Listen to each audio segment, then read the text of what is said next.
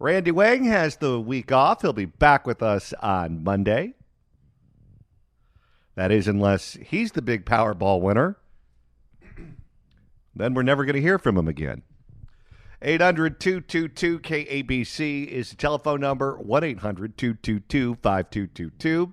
It is my pleasure to welcome our next guest to the program. He is a former member of the Los Angeles City Council member and LAPD officer, Dennis Zine. Councilman Zine, welcome. Good afternoon. Thank you, John. Thank you. Councilman, Pleasure to be. The news yesterday was really centered around an armed robbery outside the restaurant Craig's. I don't know if you've ever been there before in West Hollywood on Melrose. Great food. Highly recommend. But a place that's regarded as a very, very safe part of town. It's just on the border of Beverly Hills. That's where the celebrities go to get photographed. That's where people with money go to enjoy a nice meal. It's not supposed to be a place where you have a gun pulled on you and you're robbed at gunpoint, which is exactly what happened. That sort of thing is now happening not just in West Hollywood outside of Craig's, but all over Los Angeles, including in places like Beverly Hills, Santa Monica, the Hollywood Hills, places that are not regarded as bad parts of town. People are now the victims of crime in areas that are seen as being extremely safe because the cancer that's coming out of Sacramento is infecting the entire state. Criminals feel emboldened, and it seems like we're not safe anywhere. Are you seeing the same rise in crime in areas that are regarded as safe as I am and as are being reported on the news? Well, I am, John, and it's a frightening scenario that we have to live with. And I'm a native of Los Angeles, and I've seen this escalation. However, if you look at homicides, in particular, homicides in the 80s and 90s were at 1,000 level. We're now at 170. So we reduced homicides for whatever reason. That's been effective. As far as these other issues, when it comes to the crime aspects, we find that certain ones are increasing at a high rate. And when you look at the situation in West Hollywood where they decided, the city council, well, let's go to ambassadors, and they reduced the number of deputy sheriffs, and they said, oh, maybe that's not such a good idea. They brought the deputy sheriffs back. There's no question that the presence of law enforcement deters crime. You just need to have them present and have them engage in those areas where you have these situations taking place. The most recent that hit the news today is what happened in the Metro, where you have a man with a gun who is being stabbed. The man with the gun fires at the person stabbing him. The man who's being stabbed with the gun dies. The other man's taken into custody. Now, why is an individual carrying a gun unless he has a CCW on the public transit system? So when you look at the crime throughout this region of Southern California, I look at it as the homicides are reduced from years past, but the fear is greater. The concern of the officers is where's our backup? Where's our support from the local officials? Where you've got the crazy trained members of the city council that want to defund the police and not support the police. But as far as the public in general, people I speak with are concerned. They're afraid. And a lot of them, and in fact, if you do an analysis of how many law enforcement officers retire from local jurisdictions and leave the state, they're out of California. So people really need to be concerned. But when I read the paper and I look at what happens on the Metro line, when they had all the controversy about they want to start their own police department and all the concerns about the issues, it got so bad that they shut it down. You had two members of the MTA who are workers on the buses. They were stabbed. They were beaten, not stabbed. They were beaten. So where does it come to the point when the people in charge, and I don't blame the taxpayers, I don't blame your listeners, I blame the politicians. They're the people who are setting up these rules. They're the ones that tell the police to stand down. And it's common knowledge that LAPD, Sheriff's and Long Beach PD, at one time before this crime series started to escalate with the transit, they were told to really be present, stand down and be present. Well, wait a second, engage. The concept is when you see something, do something, say something. Well, if you're a police officer, they want, or you should, engage instead of standing down. They weren't enforcing code of conduct for a long time. They weren't enforcing the fares for a long time. Things get out of control. So whether it's in West Hollywood or Westwood Village or whatever the case may be, the perception and the reality. And then the state knuckleheads that people elect to office come up with this ridiculous law to say that if you are an employee at a retail store, it would be illegal for you to stop someone who is shoplifting. This is absurd. But this is what the knuckleheads who are being elected to public office are coming up with. So they're telling law enforcement, stand down, stand back, don't do. And they're telling the person who owns a retail, don't engage if someone's stealing from you. So we just open the doors, let them take off. I'm not talking about people coming in with hammers and breaking into glass. I'm just talking about common old shoplifting. They want to make it against the law for an employee of a store to stop someone who's shoplifting. This is absurd, but this is being done and orchestrated and promoted by people who are elected public office. And I don't care what their political party is, common sense and reasonableness has to prevail. Common sense is gone and reasonableness is gone, and people are becoming victimized more and more and more, whether it becomes to the MTA or becomes a street crime, and your officers are bewildered. And you wonder why you can't hire police officers? Why would they want to risk their lives for a society that elects people to public office that don't care? And I'm going to tell you something else. When the contract that expired, that was recently being discussed by the LA Police Protective League and for the LAPD officers, when that comes up, and it's being ratified now, but when that comes up to the council, the city council of Los Angeles to vote, I will guarantee you're not going to get 100% of the council members supporting it. And if that's the kind of representation people in Los Angeles get, then they need to take those council members and get rid of them and put people in who care about the safety of the community and the safety of their families, because it's absurd what is happening. But crime is just one aspect of the lack of leadership and the joke that we have when it comes to these people making over $200,000 in Los Angeles, and they don't support public safety, they don't support law enforcement, and they want to defund the police. It's really ridiculous. It breaks my heart to see what's happening with this city. And I don't blame the taxpayers, the hard workers, but the people who are in charge are really destroying this place. Councilman, our transit agencies statewide are going belly up. People who pay the fares, who relied on these trains, these buses, these subways to go from point A to point B, to commute to work, commute to school, whatever, they're not riding them anymore because they're not safe. So right now, essentially, these trains and buses are running for criminals and drug addicts.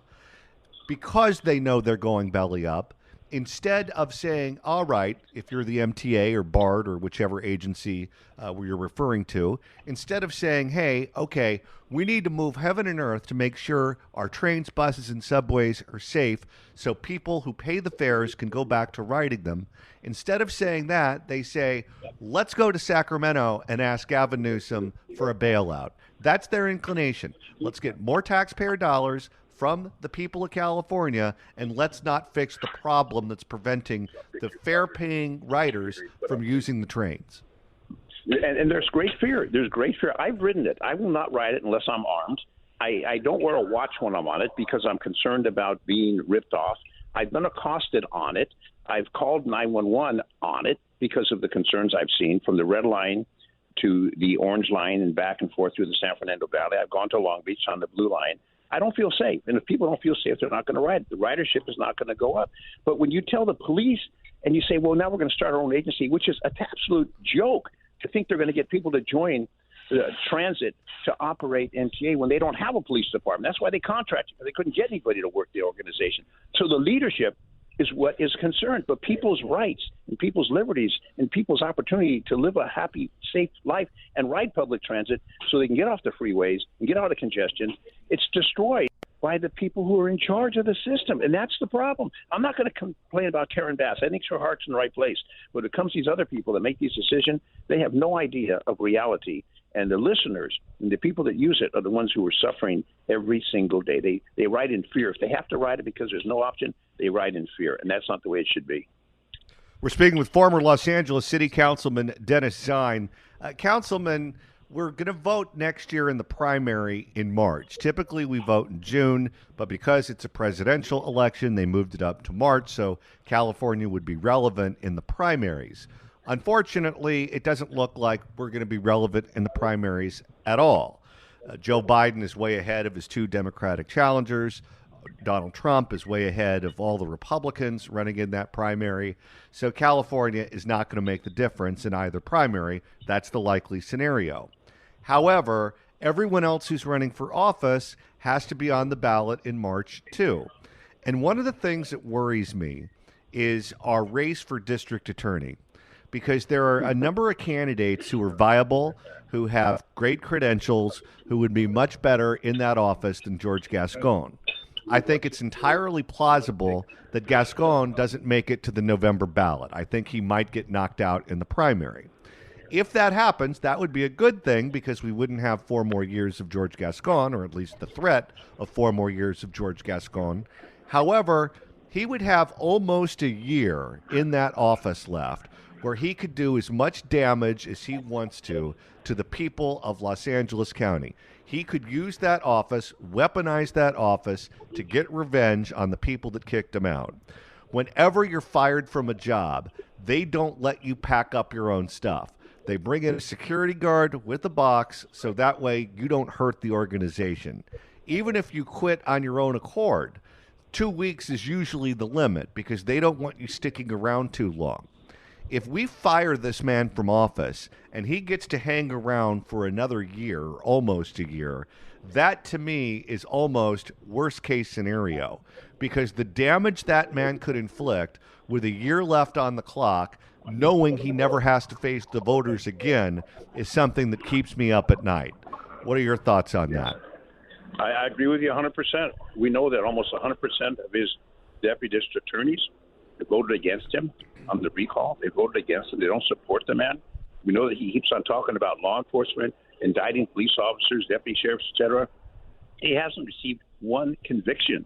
He wants to go and attack law enforcement, which he came from law enforcement. I don't know where he drank the poison, but somehow he went from Los Angeles to Arizona to San Francisco, destroyed San Francisco Police Department, destroyed the district attorneys. Then he came down here to destroy Los Angeles County. I mean, he's got a reputation of really, when the LAPD, he didn't really do anything special to stand out. But then Arizona, I don't even know what happened there. But he's got a platform to really turn the criminal justice system upside down, to blame the system, not the people who commit the crimes. In other words, the laws are all wrong, and the people who commit crimes, they do that out of desperation. Well, we should forgive that. He's got his priorities upside down. And if he doesn't leave, I would venture to say that more and more people are going to be leaving. We know a lot of people leave in California, but he's a detriment to public safety. You can't find anyone in public safety that supports him, that deals with anything with the victims. I mean, there's so many victims' rights groups, and this whole thing about how the ballots and the count and the this and that, and then I know it's being challenged and the courts have interceded. The fact is, there are so many people who want to see him gone. But what you're saying, if that happens, he'll just continue to terrorize the people of Los Angeles County. And people need to understand, 88 cities have to deal with the district attorney's office. All the felonies have to go out of his office. So he has a great impact. And this impact is dangerous, and now it'll even get worse. So his departure needs to happen sooner than later. But if he stays around, God help us all.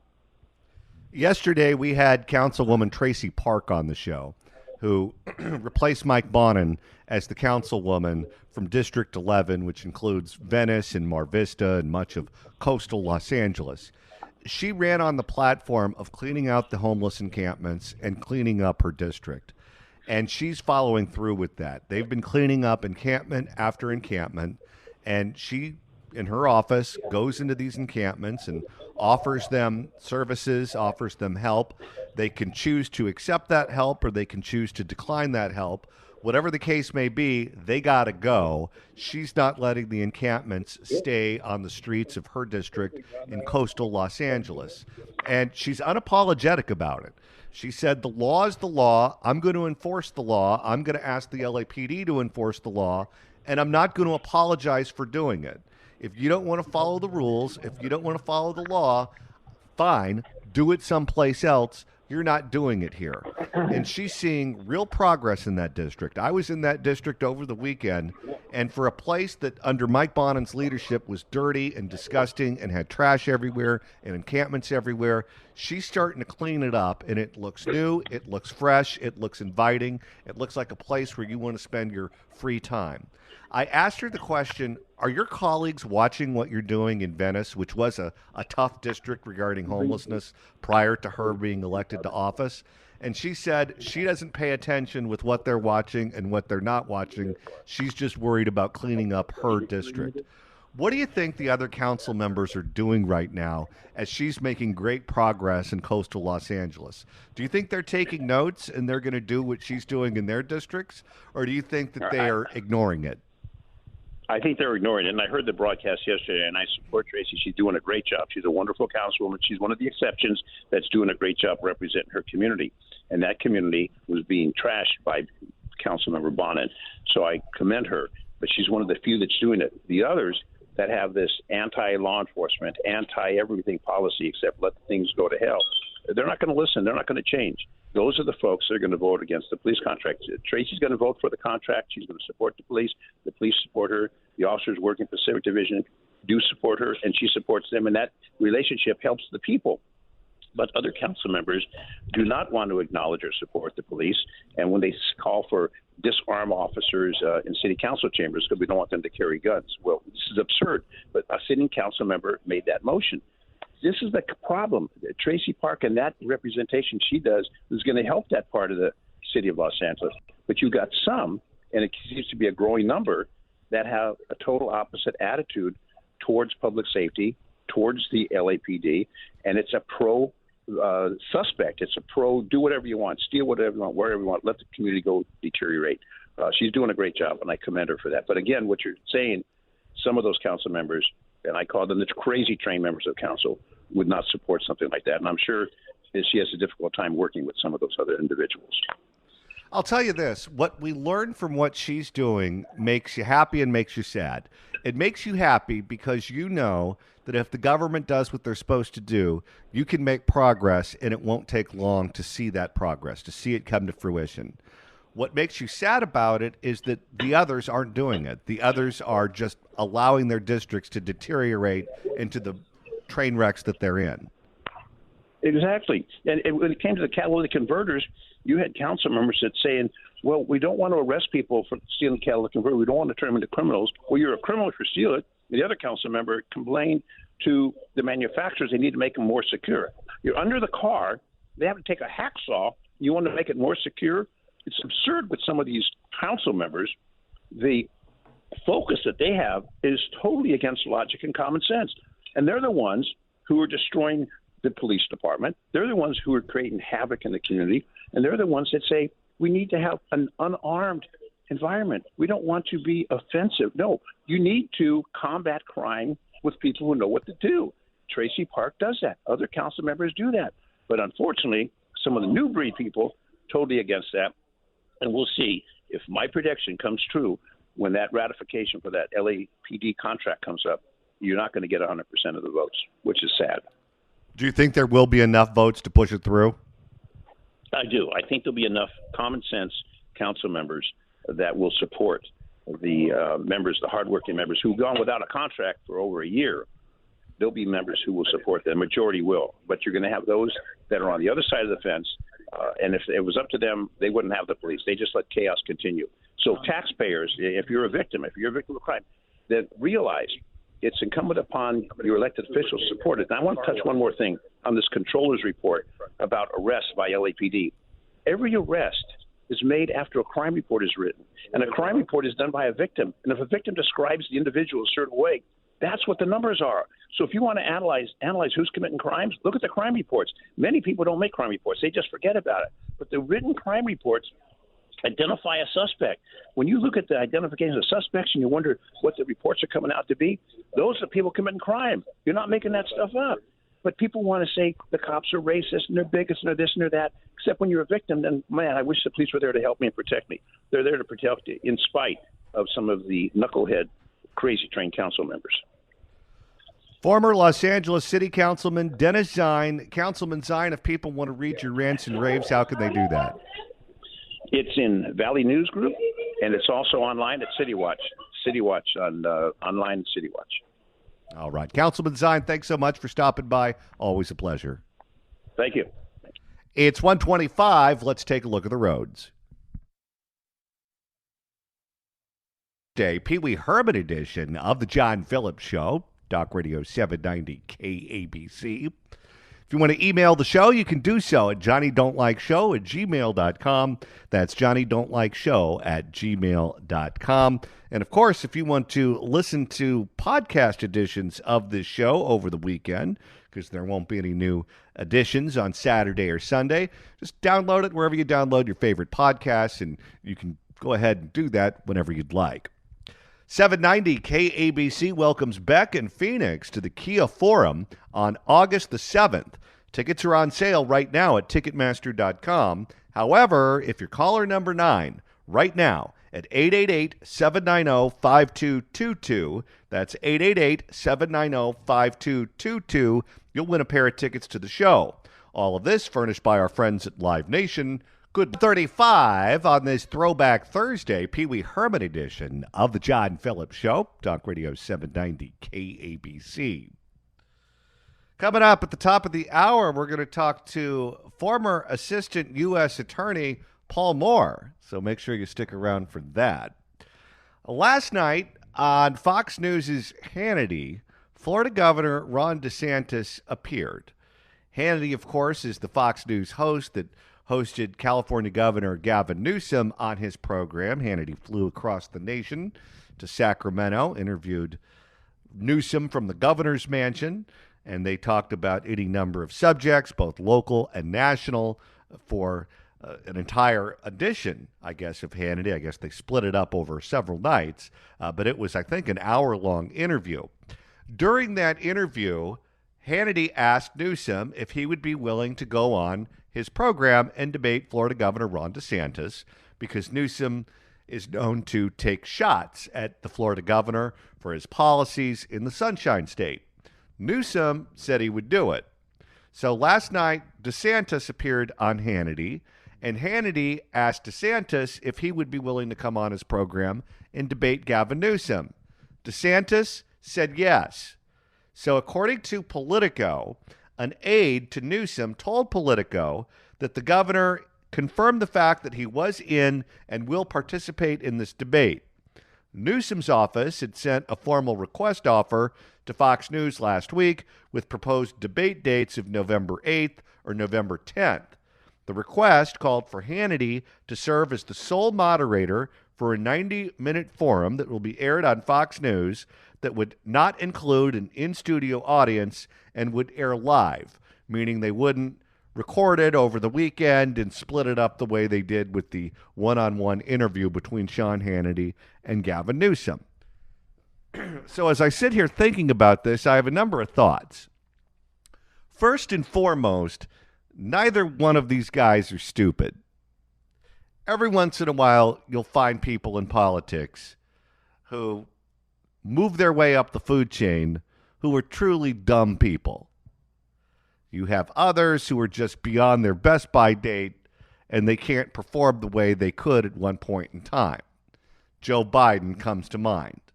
You look at old videos of him when he was in the U.S. Senate, videos of him when he was vice president. It's unrecognizable to the man with tapioca between his ears that we have now. Every time he goes up in front of a podium now, it's like watching a drunk man drive down an icy road. Can you imagine what life must be like as one of his speechwriters? You write this speech, you check all your commas, you fact check it, maybe you put in an anecdote or two, a warm story, maybe a joke, and then he gets up there and butchers it every single day. Has to drive you absolutely nuts. You could start that job with a full head of hair, and you end that job looking like Joe without the hair plugs. But Newsom is not like that. In fact, he's dyslexic, so what he does with his speeches, he doesn't read them from a teleprompter. What Newsom has to do is memorize all of his speeches. He memorizes facts. He memorizes dates. He memorizes the names of programs. And he just studies it and studies it and studies it until he memorizes every aspect of what's in the speech. I actually spoke to one of his speechwriters about this, and they said it's an unbelievable talent, but the problem that arises is if you have to change something. Let's say you want to edit something out, or a fact that you put in turns out to be wrong. You can't change it with him because he's already memorized it. So whatever you put in the version that you hand to him is the final version. That's it. There's no more rewrites. There's no more edits. Once he memorizes it, it's in the vault. With DeSantis, this guy is a smart cookie. He's Ivy League educated. He was in the military. He was a member of Congress. And he was and is a governor of a very large state. You don't get to do all that unless you've read a book or two in your time.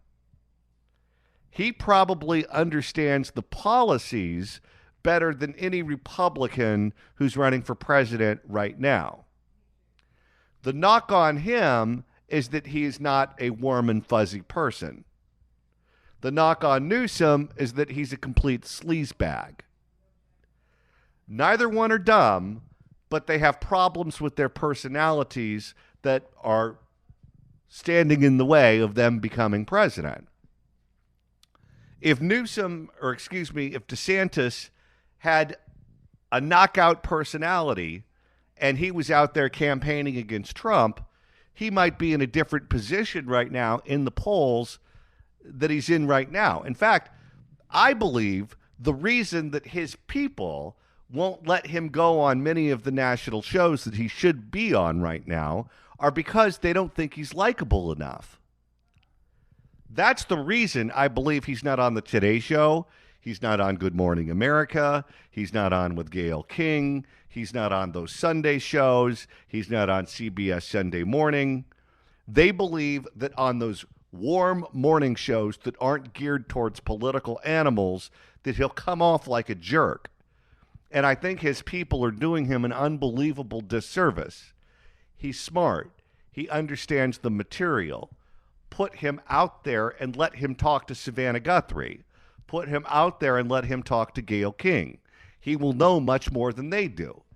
And as long as he doesn't come off as a know-it-all Brad, he'll do okay. And so far, I don't think the guy comes off as unlikable. He just doesn't come off as someone that is particularly warm. Well, I don't need my president to be warm. I need my president to run a country.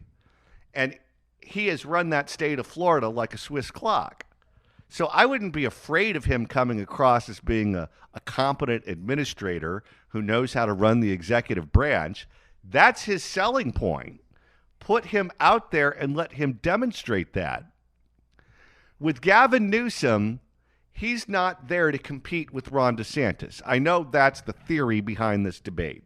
The theory behind the debate is California is the blue state model as to how Democrats would run the country if they were in control of everything. And Florida is the red state model as to how Republicans would control the country if you put them in charge. But California is a basket case right now. And when the subject of homelessness comes up, when the subject of crime comes up, of the $32 billion hole in our state budget, he's not going to want to defend that. He's not going to want to talk about that. He's going to want to talk about abortion. He's going to want to talk about their policy regarding race that's generating so much attention. He's going to want to talk about their policies regarding drag queens and that sort of thing. He's going to want to talk about the cultural issues that most Democrats are on the same page on. But even though Newsom will be there to debate Ron DeSantis, that's not the contrast Newsom is looking for. Newsom is looking to contrast himself with Joe Biden. And he wants Democrats to watch this debate and say to themselves, Newsom can hang with Ron DeSantis. Joe Biden would have had his clock cleaned. Joe Biden would not be able to do 90 minutes on live television on Fox News with Sean Hannity and Ron DeSantis. He wants to look like the new, improved, refreshed Democratic Party. Because if and when something were to happen to Joe Biden, they're going to have to start looking for alternatives. Joe Biden's what, 81, 82 years old right now? Many of you have people in that age range in your life. People who are 81, 82 years of age tend to develop health problems. Something happens. Sometimes it's chronic illness where they deteriorate slowly over time. Sometimes there's the widowmaker heart attack when they go to sleep one night and they just don't wake up. But the Democrats are aware of the fact that elderly people have problems, and maybe have problems that are large enough to where he can't perform the duties of the office. He can't perform the duties of a candidate for office. So they need to have various plan Bs ready to go. What Newsom is doing with this debate and with his fundraising and his political action committees and his constitutional amendment is he is making himself the obvious plan B. He's not only contrasting himself with Joe Biden, he's contrasting himself with Kamala Harris. Because Kamala Harris is a dingbat.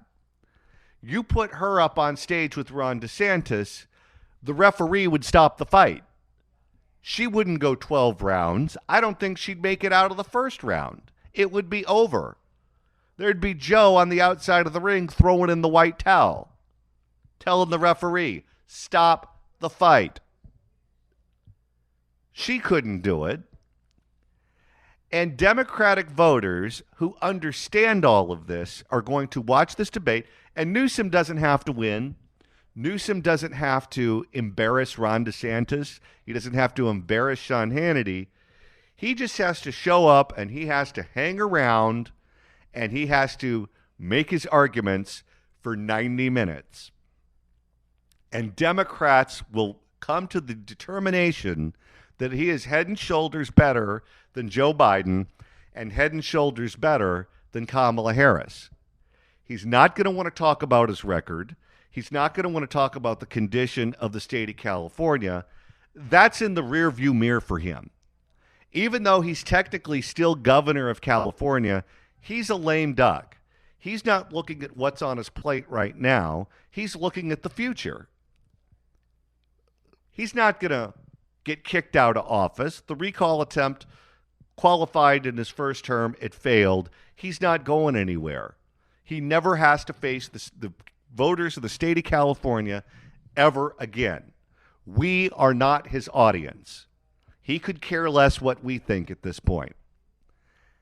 He is making sure that the people of South Carolina, the Democratic voters in South Carolina and Georgia and Michigan, and all of their states that vote early now, it used to be Iowa and New Hampshire and Nevada, no more. They switched their calendar all around, so different states now vote sooner. He wants those people, he wants those Democratic voters to take close notes and pay attention to what happens during this debate. Because Gavin Newsom is running for governor. And that topic, I'm sure, will come up in this forum. Either Sean Hannity or Ron DeSantis will bring it up. And Gavin Newsom will do what Gavin Newsom does. While he's actively running for president, he is going to be indignant, and he is going to be shocked and appalled that people would raise the question that he's running for president because he's such a great admirer of Joe Biden. That's what he's going to say, and he's going to wink at the camera when he's saying it because everybody knows that's not true. For Ron DeSantis, what he needs to do is essentially the same thing that Newsom's doing, even though he's a candidate who's actively running for the presidency. At this point, he's not going to beat Donald Trump. I don't see that as being in the cards. Trump is essentially running as an incumbent who's running for another term for the presidency. Republican voters like him, and I see no evidence that Republican voters are looking to dump him. But Donald Trump is also a man of a certain age, and we could wake up one morning and Donald Trump is no longer with us. All of these prosecutors are going after him right and left. I don't think he has anything to worry about in Florida, but you try any Republican in Washington, D.C., there's no need to even have a trial. That's a city that's what, 90% Democrat? You put someone like Donald Trump on trial in Washington, D.C., save the money. There's no need to even go through the motions. You know what the result is going to be. They are trying to put their political opposition in prison. And now that we live in a banana republic, they may be able to do that. What Ron DeSantis is doing is he's running to be the plan B.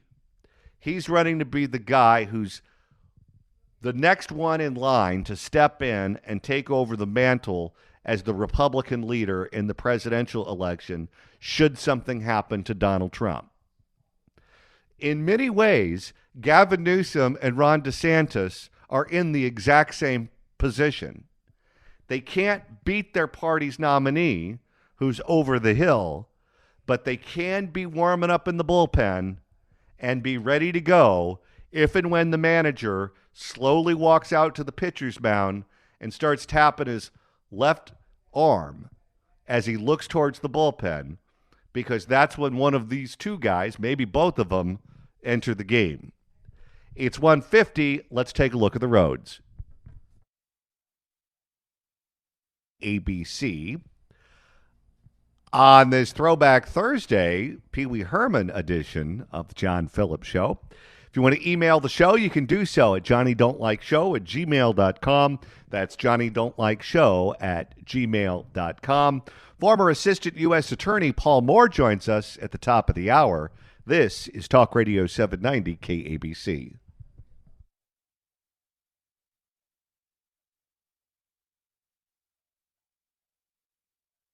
Show. We've got one more hour coming up. Former Assistant U.S. Attorney Paul Moore joins us. Don't you go anywhere. This is Talk Radio 790 KABC.